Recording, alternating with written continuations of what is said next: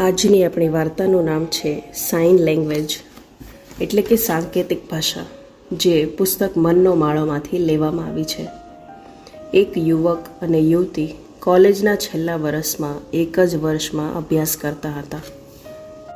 વર્ષોથી મિત્ર એ બંને જણા હવે એકબીજાને પ્રેમ કરવા લાગ્યા હતા.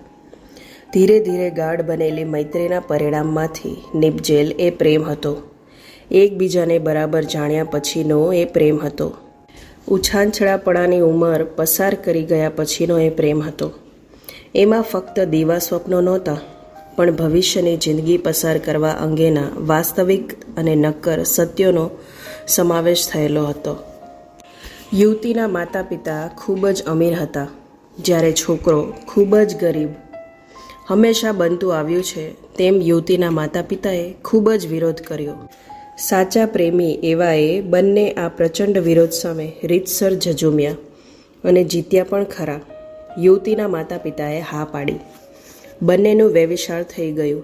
એકબીજાનો સાથ નિભાવવાના વચન સાથે એમનો વેવિશાળનો પ્રસંગ પાર પડ્યો તે દિવસે એ બંનેએ જાણે જગ જીતી લીધું હોય તેવો આનંદ થયો. બીજા જ અઠવાડિયે યુવકને પરદેશ આગળ ભણવા માટે જવાનું થયું. વિદાયની ક્ષણે બંને એકબીજાને ભેટીને ખૂબ જ રડ્યા. કાગળ લખવાના અને ફોન કરતા રહેવાના વચન સાથે બંને છૂટા પડ્યા. આંખોમાં આંસુ વચ્ચેથી વિમાન તો નહોતું દેખાતું, છતાં ક્યાંય સુધી એને વિદાય આપવા આવેલી યુવતીએ આકાશ તરફ આવજો કર્યા જ કર્યું. યુવક પરદેશ જઈને પોતાના અભ્યાસમાં લાગી ગયો. યુવતીએ પણ પોતાના શ્રીમંત પિતાની ઓફિસમાં થોડું થોડું ધ્યાન આપવાનું શરૂ કર્યું. એક દિવસ સાંજે ઘરે પાછા ફરતી વખતે એ યુવતીની કારને અકસ્માત નડ્યો. ઘરની નજીકના જ વળાંક પાસે એની કાર 2-3 ગળથોલિયા ખાઈ ગઈ. એ યુવતી બેભાન બની ગઈ. જાગી ત્યારે કોઈ હોસ્પિટલના બીછાને સગા વહાલાઓ વચ્ચે ઘેરાઈને પડી હતી. બધાની આંખોમાં આંસુ જોઈને પોતે ગંભીર રીતે ઘવાય છે એની એને ખાતરી થઈ ગઈ. પોતાની મમ્મીને ધ્રુસકે ધ્રુસકે રડતી જોઈને એને સાંત્વના આપવા ગઈ, પણ એના હોઠનો માત્ર ફફડાટ થઈને જ રહી ગયો. એમાંથી શબ્દો ન નીકળી શક્યા. એ જ સમયે એને એ પણ ખ્યાલ આવ્યો કે એની મમ્મીને રોતા જોઈ શકતી હતી, પણ એનો અવાજ નહોતી સાંભળી શકતી. એને ખાતરી થઈ ગઈ કે એ મૂંગી અને બહેરી થઈ ગઈ છે.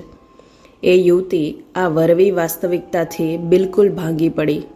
દવાખાનેથી ઘરે પાછા ફર્યા પછી દિવસ રાત રડવા સિવાય એ બીજું કંઈ પણ ન કરતી હતી. આ સમયગાળા દરમિયાન પેલા યુવકે વારંવાર ફોન કર્યા, ઢગલાબંધ પત્રો લખ્યા, પણ કોઈએ એને કંઈ જ જણાવ્યું નહીં. બસ યુવકે કાગળ પર ઢોળેલ હૃદયની ઉર્મિઓને એ યુવતી પોતાના રૂમમાં પડી પડી આંસુથી ધોયા કરતી.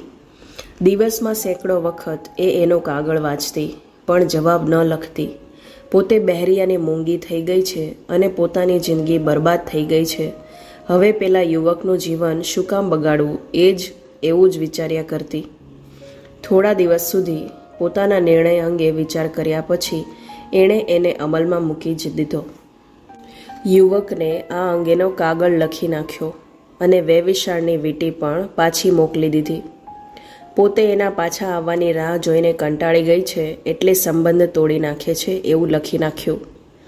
યુવકે એ સિવાય બીજું કંઈ કારણ છે કે કેમ એ જાણવા ઢગલો બંધ પત્રો લખ્યા અને ઘણા બધા ફોન પણ કર્યા, પણ એ યુવતીએ કે એના સગાએ કોઈએ પણ કંઈ જવાબ ન આપ્યો. પોતાની દીકરીને દિવસ રાત લોહીના આંસુએ રડતી જોઈને એના માતા પિતાએ રહેવાનું સ્થળ બદલી નાખવાના સંકલ્પથી બીજા શહેરમાં ઘર લઈ લીધું. કદાચ વાતાવરણ બદલાય તો પોતાની દીકરી આઘાતમાંથી બહાર આવે એવી એમણે ધારણા કરી.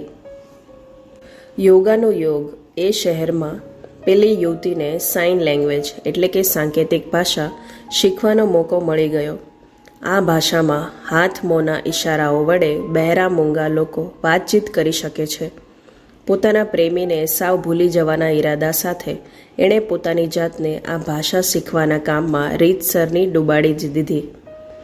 એક દિવસ જૂના શહેરમાં રહેતી એ યુવતીની બહેનપણીએ આવીને જણાવ્યું કે પેલો યુવક પરદેશથી ભણીને આવી ગયો છે અને એ લોકો ક્યાં જતા રહ્યા એની પૂછપરછ કરે છે.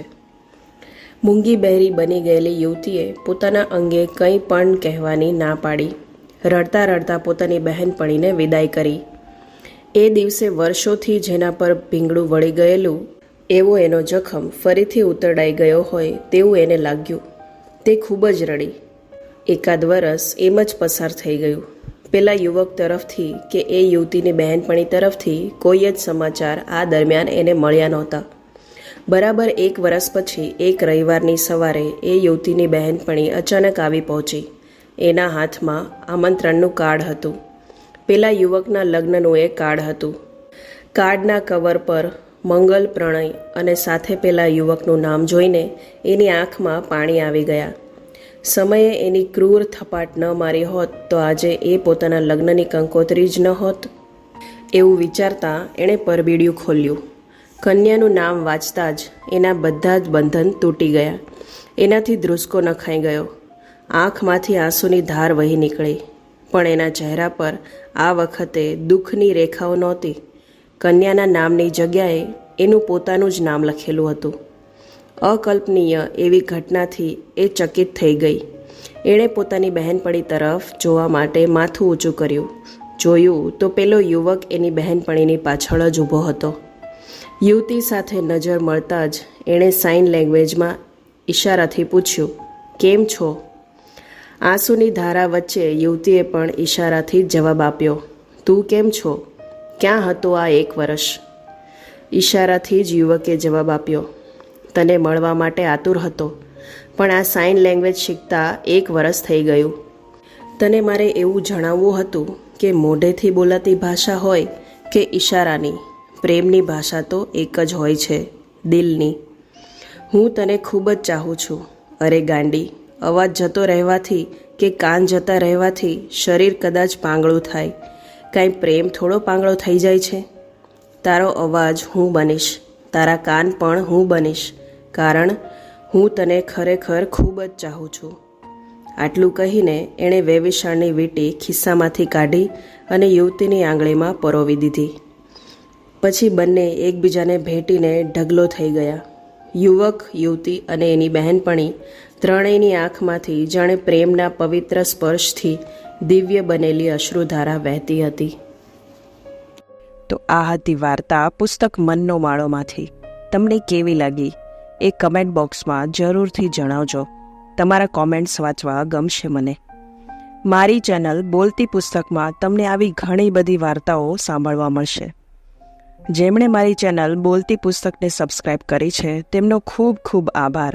અને જેમણે ચેનલને હજુ સુધી સબસ્ક્રાઈબ ના કરી હોય તો જલ્દીથી કરી દેજો અને બેલ આઇકન પણ પ્રેસ કરી દેજો, જેથી તમને નવી નવી વાર્તાઓના નોટિફિકેશન્સ મળતા રહે. લાઇક અને શેર કરવાનું ના ભૂલતા. તો આવતા અઠવાડિયે આપણે ફરીથી મળીશું ગુરુવારે એક નવી વાર્તા સાથે. ત્યાં સુધી બાય.